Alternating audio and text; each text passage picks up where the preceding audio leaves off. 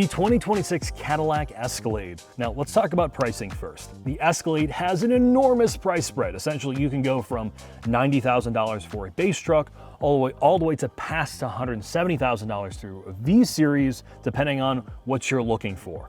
We have a platinum grade truck, the sport variant of the platinum, which is around $120,000. At that price point in the Escalade lineup, you get all the luxury features you're expecting: massaging seats, soft closed doors, an Alcantara headliner, the highest end AKG audio system, along with some other niceties. Your options when you're at this price point as well is what wheelbase do you want? You have two wheelbase options: a standard, which is still enormous, over 120 cubic feet of cargo capacity with all the rows down, and an ESV, which adds like 5 to 6 inches to the wheelbase, but more importantly, an additional 20 cubic feet of cargo capacity. If you're looking for peak carrying of maximum amount of luggage, things, and people, while yes, it is not the easiest vehicle to get in and out of, as it's still rather tall, it may be more difficult to get a car seat out of than a minivan. But what I will say is there's not a bigger vehicle to fit people and things in at this level of luxury that exists. When it comes to seating configurations, every way you buy this vehicle, you have two center seats in the second row, captain's chairs, and a bench in the back. If you opt for it, you can get some more limousine-style seating options for the second row, but really that's only going to be relevant to you if you are a livery driver or you plan on chauffeuring around your children or whatever in total luxury all the time, 24/7.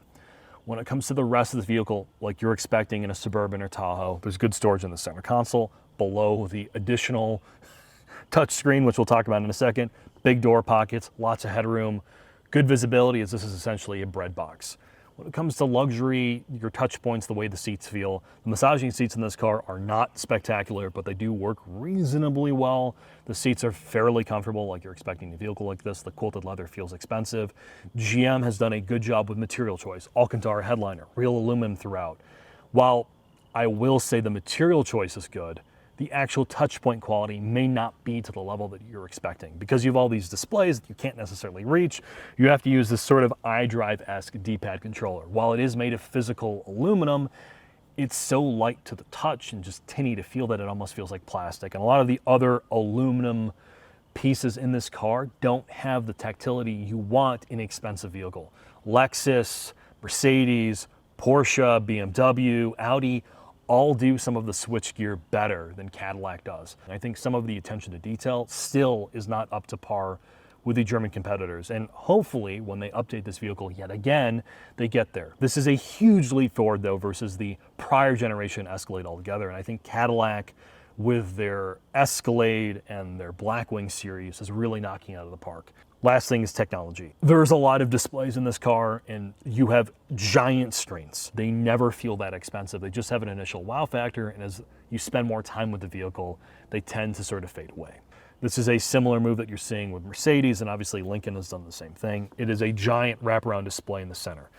GM will tell you that they have an enormous display and it's great. And while I say the quality of the image is quite good, the software is fast acting, I don't think that means luxury in today's world. I mean, we had a conversation with Bentley in the past, and they'll tell you the same thing. Another thing I'm going to talk about is the AKG audio system. While it is very loud, there's a lot of bass. If you compare it to what you get in a like high-end Porsche with a Burmester, the Diamond Series Bowers and Wilkins and BMW products, or in like a Volvo, they are not quite up to that level yet, which again, something to bring up as they are starting to look into the next generation Escalade. Other than that, the safety suite in this thing, assuming you paid for your subscription, Super Cruise is phenomenal. It does a very good job. It's right on par with all the other luxury options from brands like BMW and everybody else. So with that, let's head in the shop and let me walk you through what this car is from a technical perspective, and of course talk about the 6.2 liter. Believe it or not, I just got back from the dealership with my trad wives. We got the older one. She's an ELR woman. It was a fight between the Catera and that. God bless. And the other one's a little bit more finicky. She wants a brand with a little bit more history of reliability, so we went Stellantis. But this car, this honey's got my eye. So tell me all about it. We're under the Escalade, Jack. Yes, and this is to mark the brand new LS6. I wanted to revisit this truck, which is the port and direct high compression V8. That you can probably imagine a variant of this is going to make its way into the new Silverado, and as they inevitably update all of their full-size body-on-frame trucks. So let me walk you through what this is and is not, as you are clearly a Mopar man now. Yeah, nothing's connecting right now. As soon as you said LS, I'm talking hurricanes. And, my ladies are really not understanding. Maybe you could put it in terms that my women would understand. Well, your wives, Mark, will be happy to know that this truck, along with all of the other body-on-frame, mid-size trucks that GM currently makes, are on T1X or T1XX. Okay. Modular architecture for their body-on-frame vehicles. And in the case of their SUVs, like the Suburban, Tahoe, Yukon, and everything else, they get an independent rear suspension despite being body-on-frame. Where the Escalade sort of separates itself from the less luxurious trucks is that basically every trim level above the base gets BWI MR dampers. Some of them have ride height adjustability, which is a premium feature. They have either rear-wheel drive or full-time all-wheel drive in the case of the Cadillac Escalade V, or they have part-time four-wheel drive in the case of this truck. Oh, you really had me. I was definitely gonna score tonight as soon as you said BWI MR dampers. That's really going to hit home when the casserole is ready, Jack. Tell me about the engine. All right, the 6.2 liter. Many of you have probably already commented about this engine in the comment section that they've had problems. So the 6.2, in the case of all of their trucks, like you get in the Silverado, the Yukon, everything else, it's usually the premium option or standard in the Escalade, is known as the L87. While it has the same compression ratio of the 6.2 liter LT1, it has a different camshaft profile. It has a different active fuel management system. This is more of displacement on demand, where they can randomly shut off cylinders versus banks. So there are two issues with this truck that GM will tell you are real problems, but they have addressed, and I'll talk about what the problems are. Early on, sort of as this motor was coming out, it debuted in 2019, though it really got rolling sadly during COVID. They had some initial problems with bad lifter springs, which caused lifter failures, which they have largely addressed due to tightening up their supply chain, and for the most part, assuming, again, your dealership experience, unfortunately, because they are private dealerships, not owned by General Motors, will vary greatly on how things get fixed and how things get warrantied. But more importantly, there is a true recall between 2021 and 2024 on bad cranks. Crankshaft specifically, they had a huge number of trucks due to, let's call it, improper supply chain management, get bad cranks. And if you are within a specific window, GM will warranty your truck, and if they've not failed with that bad crank, basically 2022 through 2024, they will refill the oil on these engines with OW40 going from an OW20, which will very slightly hurt your fuel economy, very slightly, but more importantly, hurt the emissions of the truck, which, to be fair, as a general user, you won't really notice, and extend out your warranty. Past 2024, 2025, 2026, and probably however long they keep the L87 around till it moves to the 6.7 style of engine that they're running, that again has port and direct and higher compression, is proven to be pretty stout. Well, you just sealed the deal. I think I'm going to go with that Dodge Journey, Jack.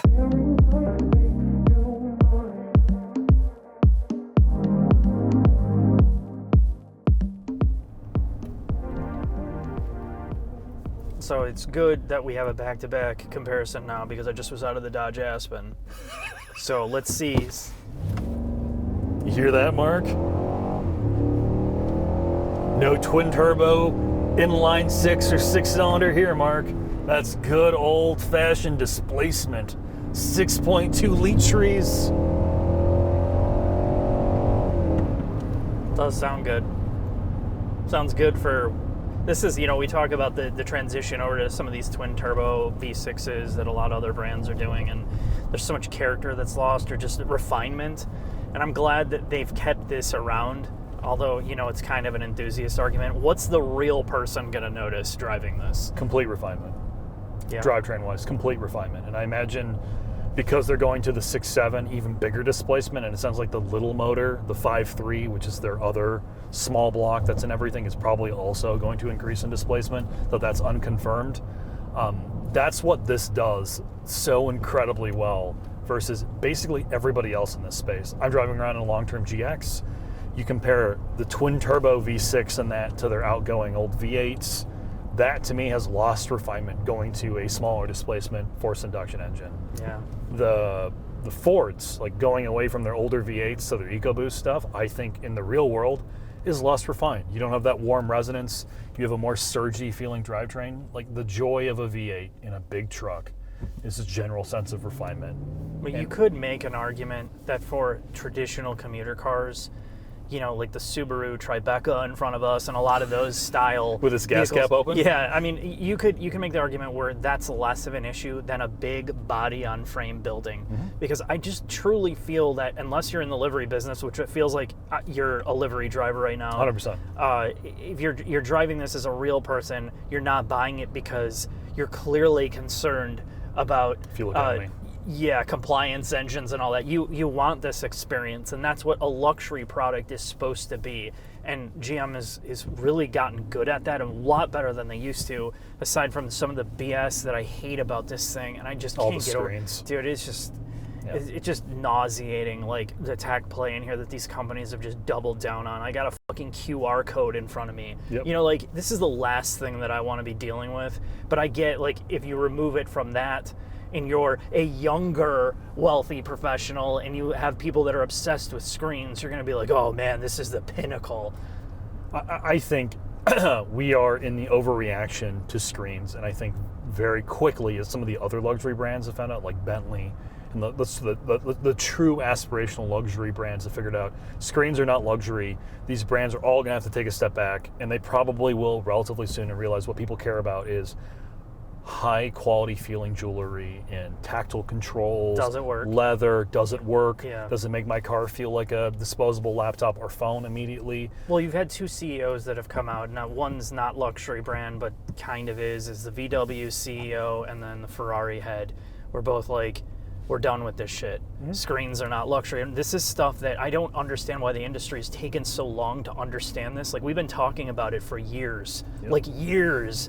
You know, I know we're like geeky, you know, peanut butter allergy kids in here, but I mean, this is not, you're in all these cars, it's not that hard to see. I just don't think people have a really good grip on how to do some of this. And to your point all the time, like, well, they're developing this shit like 6 years or 7 years ago. So, you know, they're on trends a long time ago before they can get it updated. So I think this is all going to get hopefully solved in the next generation or two. I do think from a dynamic side of things, like, look, if you're buying an Escalade or you're buying any of these big body on frame trucks, you have to take a step back and realize that you and I's expectation of what a luxury vehicle drives like. You have an iX, you came from an X7. I've driven a ton of X5s. My family has an X5. Yeah. I've driven Cayennes. All of the unibody luxury SUVs drive better. No, they're on another planet compared to this. This drives like a house. It just can't be Yes. those cars. But what they've been able to do in body on frame refinement has gone up in the past 10 years, I think, in a better way than all the tech implementation. Yes. They figured out how to make this better. Like, it's not as bouncy, it's not as jouncy, it's not as annoying, but it's still not it's not a luxury unibody product. I mean, there's just no way that you can mirror that short of some massive breakthrough. Yeah, I mean, the closest, honestly, in this space to being like a truly, I mean, it's really not either. It's like a G-Wagon, because that is body on frame. Yeah. But you're in a different price point. What Right. they've done here is, despite being body on frame, unlike my GX, you have IRS in the back, so the rear is upset less often. Yeah. The MR dampers in this, like, they always have figured out. GM has some of the best chassis engineers, honestly, period, in trying to figure out how to get these platforms to at least be compliant and find the good balance.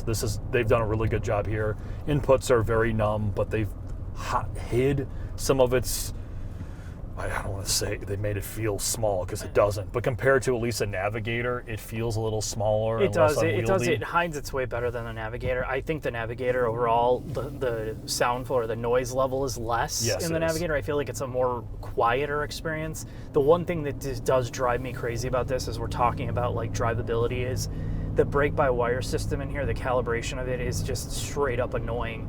The pedal feels like concrete, so it gives you a ton of confidence when you hit it, and then you realize You can't stop. your pedal pressure Yeah. doesn't match the actual decel from braking. So you're like, oh, it feels firm, but it's almost feels like brake fade because the car just doesn't respond to pressure. You really have to get in it deep. So the pedal spring pressure does not match the actual braking force of this thing. That needs work.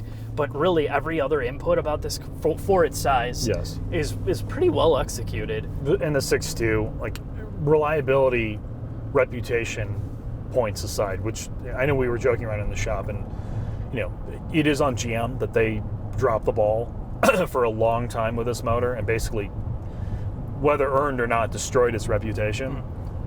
I'm not gonna say I don't want to get anybody in trouble, but the actual drive part of this, though, the gearbox calibration and the engine is ultra smooth and refined. I think they did a good job there. So with that, Mark, I think it's time for us to head on the final thoughts. Yeah. So you can get back to your journey. Now it's an Aspen.